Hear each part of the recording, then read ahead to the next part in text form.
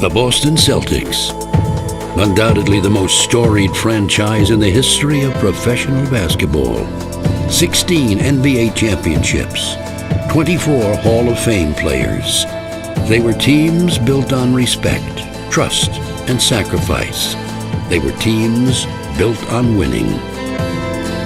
Greer's putting the ball on a play. He gets it out deep, and Havlicek steals it over the stand goal. Havlicek stole the ball. It's all over. It's all over. Now, a new generation of Celtics has emerged. Players with all the potential, but none of the championship glory. The question now stands, can this team, the 2008 Boston Celtics, reach the lofty heights of their predecessors? Or will their dreams ultimately go unfulfilled? Living up to one's past is not so easy to do.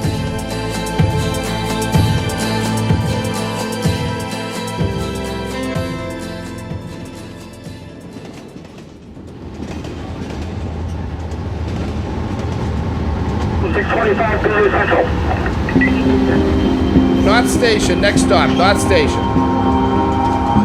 Oftentimes when a new team would come in, one of the first things they did was look up at the rafters, and you could see them experiencing something that they hadn't experienced in any other arena, because it's quite an awesome thing to look at all the banners and realize that this is where great basketball was played and a lot of historic things happened here. My name is John Havlicek, and I am a Celtic. 1957, and the first person introduced was a rookie by the name of Sam Jones, but they said, with the world champion Boston Celtics. And I come running out on that court, man, I felt like I was in heaven. And when they turned on the lights, I almost wetted my pants. I had never seen so many people in my life. So in Boston, those championships, we felt we had an advantage on everyone that we played. My name is Sam Jones, and I am a Celtic. We'd go out on the floor and warm up, and I'd go through the drills, and I'd look down the other end. The other team would be warming up, and invariably there was 2 or 3 guys that instead of shooting would be down looking at us warming up at the other. We knew psychologically we had them. My name is Bob Cousy, and I'm a Celtic. The reputation had grown to the point we were the fastest gun in the West, man. We walked in that bar and, everyone would whisper and say, God, that's the Celtics, that's the Celtics. Auerbach is lighting up the cigar, and the buzzer goes off. It's all over. The Boston Celtics are once again the world champions.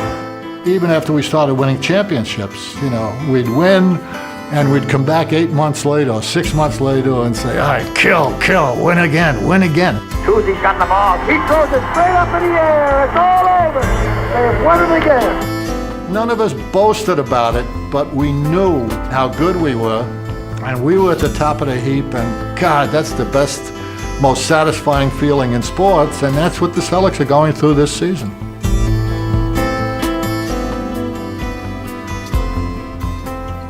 Again, last night, after watching the film, the defensive effort was phenomenal. It really was. You had a team that is a great offensive team, the best offensive team in our league, really. They struggle scoring, and then we return the favor. Other than that, just keep it going. All right, got to keep it going.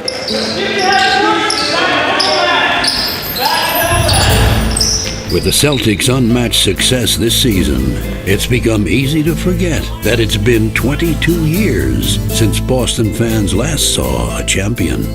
For just days after winning it all in 1986, the franchise's good fortunes would undergo a dramatic reversal. The Boston Celtics select Len Bias of the University of Maryland. There he is, Len Bias. Before he got a chance to put on a Celtics uniform, number 2 picked Len Bias passed away. There was just an unrelenting string of bad luck that began with Len Bias. But starting with that, it seemed as if nothing went their way. Age would eventually catch up with the champions of the 80s, and they'd never again recapture their magic. Another star would rise in Boston, only to see his life and career tragically cut short. Celtic pride was tough to come by in the 90s. Things did not get any better when a cherished lottery prize and hope for a brighter future sadly slipped away.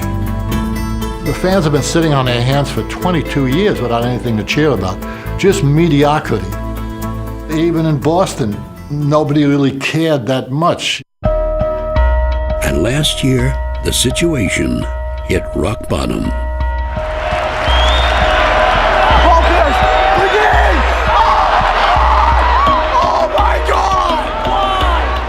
Crushed by a franchise record 18-game losing streak, the team endured the second worst season in its history. Soon, all eyes were on general manager Danny Ainge and head coach Doc Rivers, who seemed to have run out of answers. It's tough to be in a position where you're in the middle of the pack all the time, and things could get better in 4 or 5 years, but people want results now. I was hurt for many, many years, but they were still my team. And I got a lot of people talking about us. It didn't make any difference. One day, we're going to come back.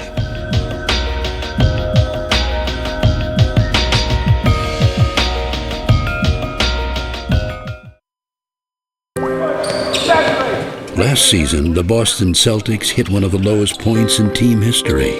All-star Paul Pierce did his best to stop the slide, but the losses continued, and so did the pressure. Doc Rivers and Danny Ainge took a lot of heat. The fans were just sitting there waiting for something to get them excited about. What you've got to do is provide them a reason, to get excited. They're just waiting for the opportunity. The opportunity finally came last summer when general manager Danny Ainge orchestrated 2 bold trades that brought perennial all-stars Kevin Garnett and Ray Allen to the Celtics. Suddenly, dreams of a title were alive again. On this trade, I love it. I just think it gives us a chance. It gives us hope. That's what we want. From low expectations to high expectations, that's what we want. That's exactly what we want. Once they got Kevin Garnett and Ray Allen, I just knew that the opportunity was there for this team to be great. Hey, this beat starts something real special, y'all.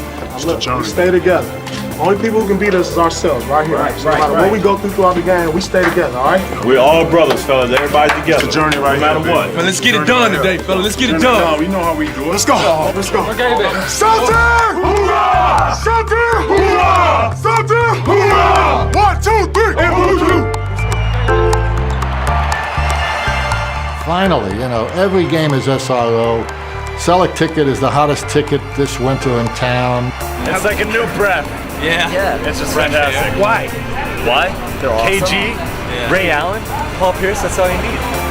I mean, this has got to be so meaningful for the players as well to have this kind of enthusiastic, hysterical support. Raise the roof. That's what we're doing. We got more banners. We got banners 17, 18, 18, and 19, maybe 20. I don't know what I'm going to be doing that year, but I think we're going to be doing championship. Oh, dang. Pierce for 3. Yes! I was surprised, I'll tell you. I had visions of an early disaster. None of that happened. From the minute they started to play, they excelled. Drives down at the block. I knew they'd have a much better team. I didn't know they would be as good as they are. Slow down on your pick and roll. They don't want to play no pick and roll game. Pass deflected by Eddie House, kicked off by Pierce. Ray Allen for the game. Got it at the buzzer.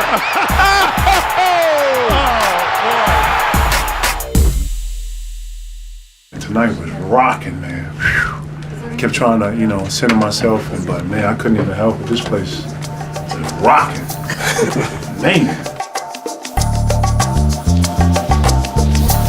The roster was now a fine balance of talent, youth, and experience. A blueprint that echoed back to the great Celtic teams of the past. Teams that became so efficient, they were practically unbeatable. Our plays were so simple that even a junior high school could run our plays, but they were so successful that you could know the play that we were running and you could not stop the play because of our options. Kevin, right on the hit. You're going to pin down on Paul, all right, Perk. Right on the hit, you're letting them clear, and you're dribbling as hard as you can to this elbow, straight across the line, and then you're rolling, bam, and you're getting Garnett back here, all right, for shot. Okay? Let's run it. You can take one person out of a game, and we always said one man will not beat you. It's the other people on the floor, and they have three that you have to contend with, plus a few that are surprisingly playing probably a little better than people thought.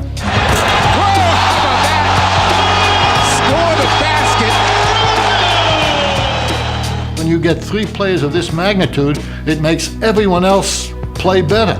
There's no longer a stress level. Mediocre talent, when put under stress, falls apart. But when it's playing alongside the big three, it overachieves. They play better. Posey, his third three, and Posey with a bit of a... With those three people in the lineup, they certainly feel as though they belong to the elite status of the NBA, and they've scored their points. They've done the things that individuals can be proud of, some of those things, but the ultimate thing is winning the championship, and I think that's where their focus is. What I've enjoyed about this team, they have a sense to play like the Celtics of old. I was watching them running that fast break. I was watching them pass that ball. Yes, I believe they knew that they could win.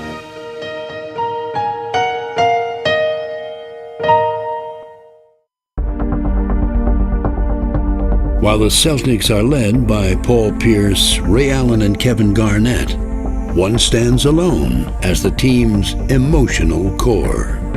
Garnett's the man. He's the Bill Russell of the present era. He's the anchor that a successful team requires, and as we all know, he not only does the job defensively and rebounding-wise, but he can score when necessary, and he brings the most important aspect. He brings a enthusiasm and intensity to the floor. Al struggles, throws it out. Telfair knocked away. Ball game. Kevin Garnett. Yes, we knew he had a great reputation. Yes, we knew he was an all-star player. Yes, we knew he was an all-time player. But you do not know everything he brings until you see him on a regular basis. Garnett's fierce desire calls to mind a legendary big man who defined an era. Bill Russell possessed a relentless drive to win, one his teammates could not resist. You can't underestimate the importance of your key people coming to the table with that kind of intensity, because it's contagious.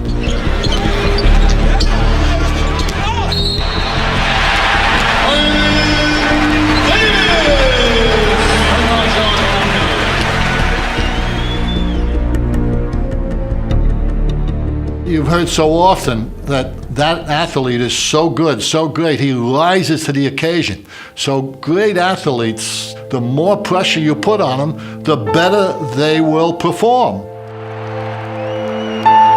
With every victory this season comes redemption, not only for the players, but also for Danny Ainge and Doc Rivers. The two stuck together through the storm and are now reaping the rewards of a new day.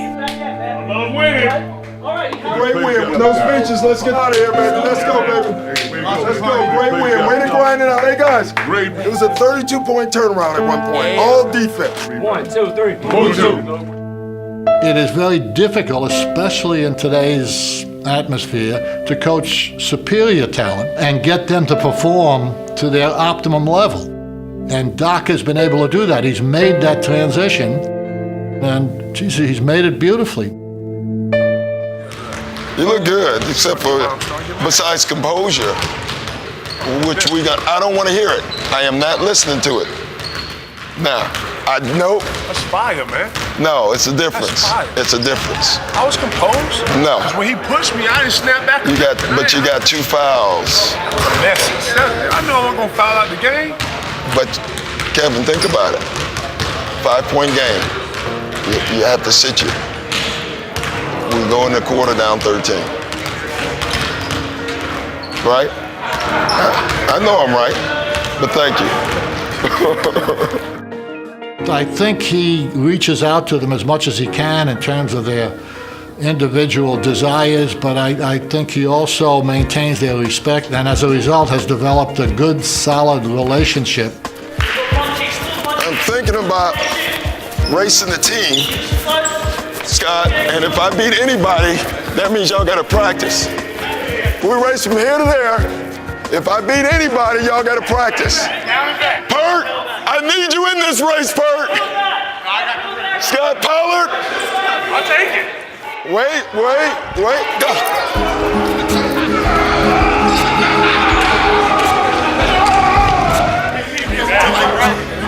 Yes! Woo! Did I beat you? No. Yes, sir! Right there, I caught it. Well, I was dying.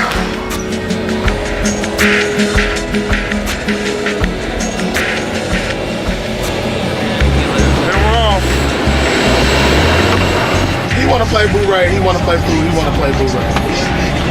Scal is a wild card. Scal is a wild card. The team's chemistry on the court has not come by accident. It's an extension of the camaraderie the players share each day. The continuation of a tradition that helped create a culture of winning among those who wore Celtic green. The respect that we had for each other was monumental because we knew what everyone could contribute to the team. Anyone on the team could make an opinion or come up with something that we might need in the game, and we all respected each other for someone coming forward and saying, hey, I think we can do this, or I think we can do that. Talk it out. Listen, hey, on this Carter, when you come out, I'm going to show. I'm going to make them try to find Sean. You zone up, and I'm going to come, okay? I got it. 12 players sharing one goal. It's a simple formula that has worked for the team so far, just as it did so many years ago. We did have a special relationship. Maybe it was bred out of the winning, I don't know. When you do something emotional, work very hard to reach a goal in almost anything, and you finally achieve it or you don't achieve it, it creates a special bond between the people involved, you know, that probably lasts throughout your lifetime. Ubuntu, we do everything together. We all gotta go. All right.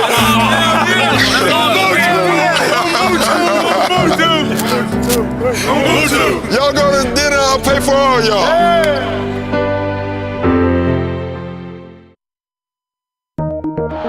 It's all over.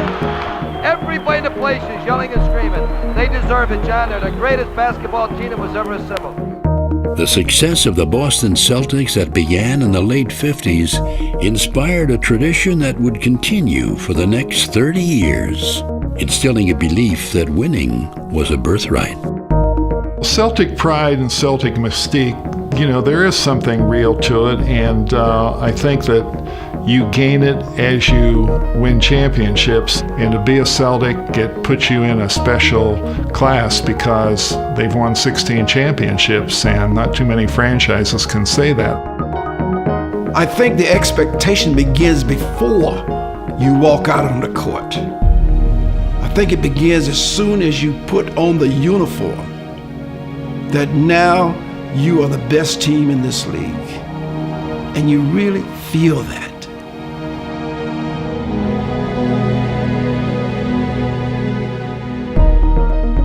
There's just something that comes out of you knowing that you have that green jersey on. I think you have a sense of, you know, you don't want to let that tradition down. The founding father of the Celtics dynasty was Coach Arnold "Red" Auerbach. Sadly, Red passed away before this season began. Oh, it's a shame that Arnold left us last year, because he'd be getting the same enjoyment out of this that I'm getting, you know. Arnold would just love what's going on now, because they're playing the way his teams played.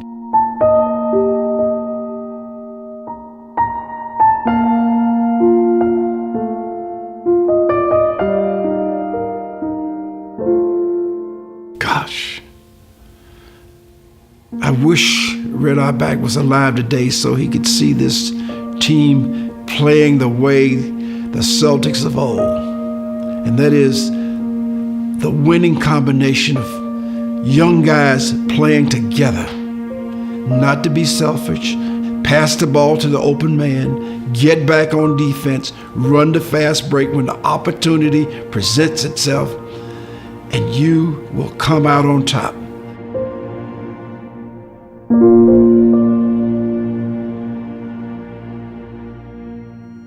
Although the Celtics have achieved great success this year, they still have one final challenge yet to overcome. What does this team have to prove?